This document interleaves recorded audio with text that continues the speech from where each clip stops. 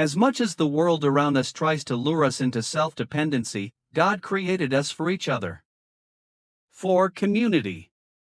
For a life that's not alone, the author of Proverbs said it like this: a friend loves at all times, and a brother is born for a time of adversity. Proverbs 17:17 NIV. We'll all face hard times, sometimes when we least expect it. But a friend's genuine care can mean the world, a sibling's unconditional love can't be replaced, and a neighbor's practical help is priceless.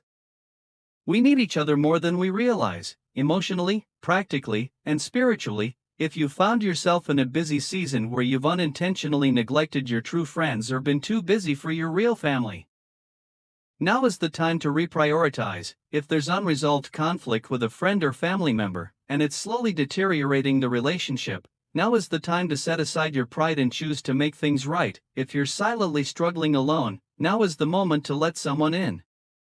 Give them a call, send them a text, or show up on their doorstep. If you can't be honest and vulnerable, it will be difficult to get help. Not only do you need people, but those same people need you. You have strengths, gifts, talents, and a personality that's unique to you and beneficial to them, and vice versa. Why bury them in the ground, in the name of autonomy, when they can benefit others? Sometimes we need to ask for help, and sometimes we need to be the help. Do you need help, or can you offer it?